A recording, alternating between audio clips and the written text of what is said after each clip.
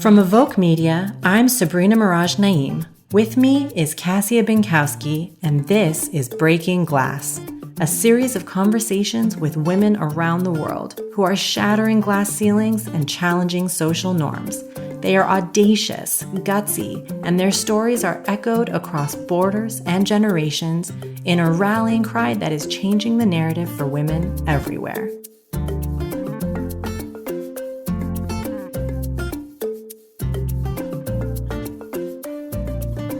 All right, we had the immense pleasure of having such a great conversation with top celebrity stylist Jean Yang, who styles the likes of Keanu Reeves for 20 years, George Clooney, Jason Momoa, John Cho, and many, many more. But we really focused the conversation on her journey through her career as a woman, as an Asian American, as a first-generation American to immigrant parents.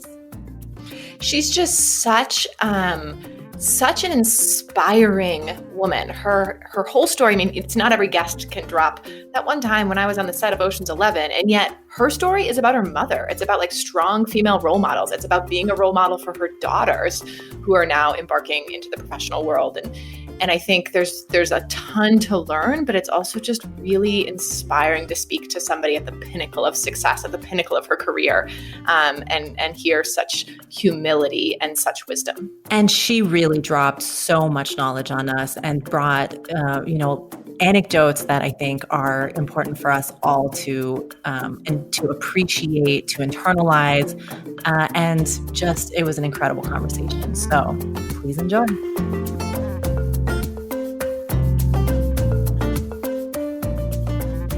Thank you so much for joining us. Thank you for inviting me.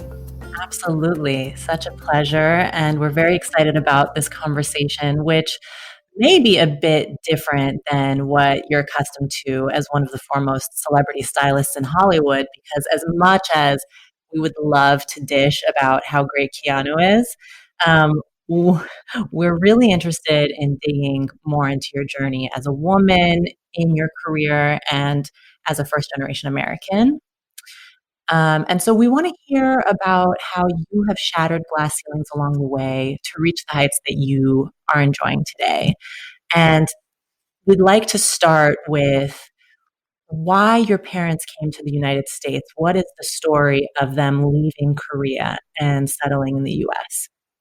So, speaking of breaking the glass, I think one of the main reasons why I am who I am is because of my mother.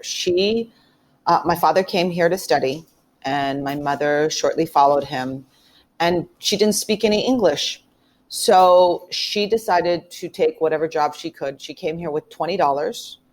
She started cleaning houses, drove an 18-wheeler, and in addition, ended up working at a canning factory.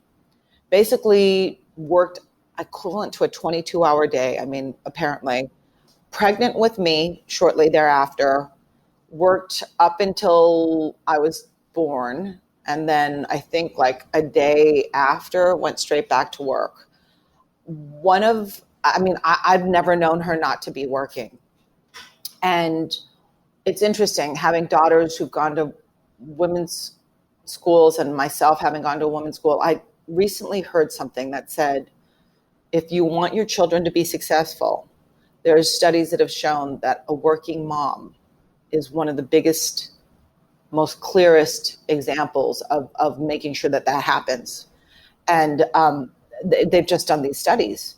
And I realized, wow, that's so true. If you just know to work, you learn to work. And there's a reason why when I think of like Clinton and Obama, two presidents who got to the point of being the leaders of the free world, based on the fact that they had single moms who worked. I think that you're never alone when you break the glass. It's always because there's someone ahead of you who's helped to maybe make those first cracks. And I attribute it to my mother, 100%.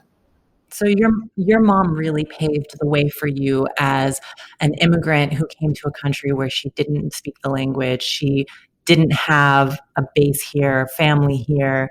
And having that example as a young girl must have changed everything for you.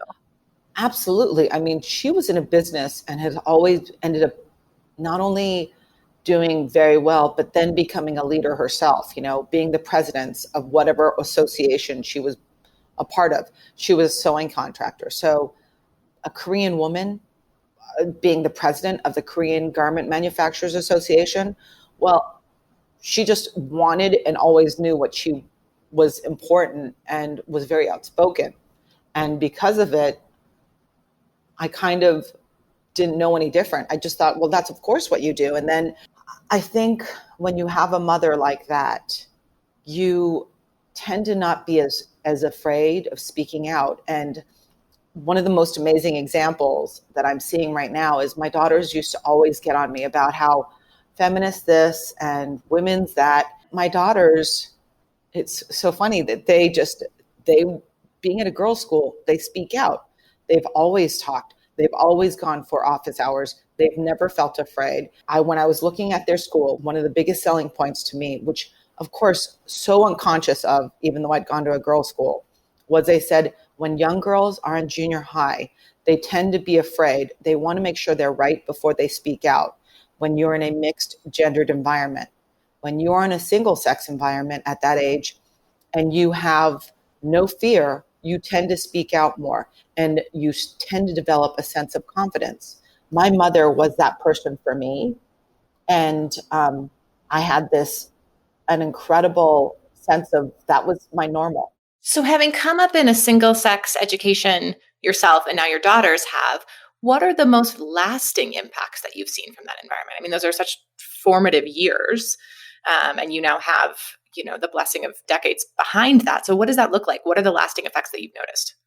So I think the most significant effects is the lack of fear, or I guess there's no acknowledgement that you shouldn't do anything any differently.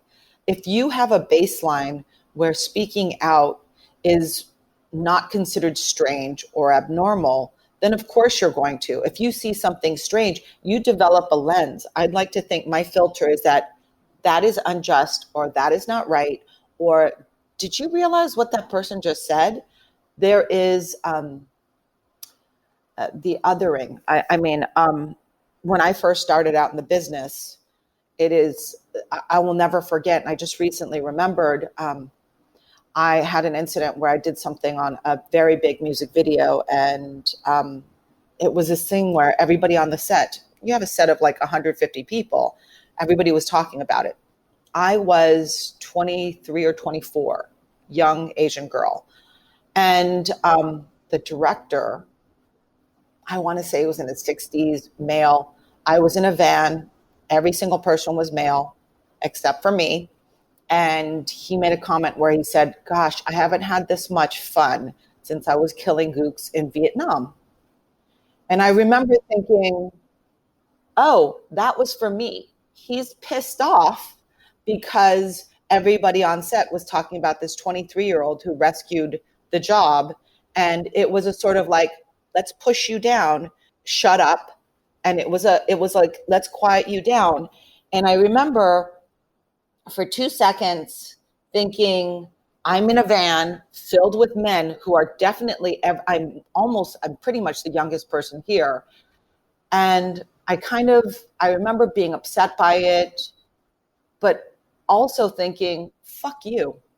I don't think if I hadn't been brought up in a single sex education, I might have been crushed and quieted by that. It was instead, fuck you. How dare you try and get all the other guys to come up and go, here, let's shut this little girl down. Let's make her be quiet. If anything, it was kind of like, no, I really don't care. I never worked with them again. I was an assistant on the job, but I remember telling the woman that I worked for what happened.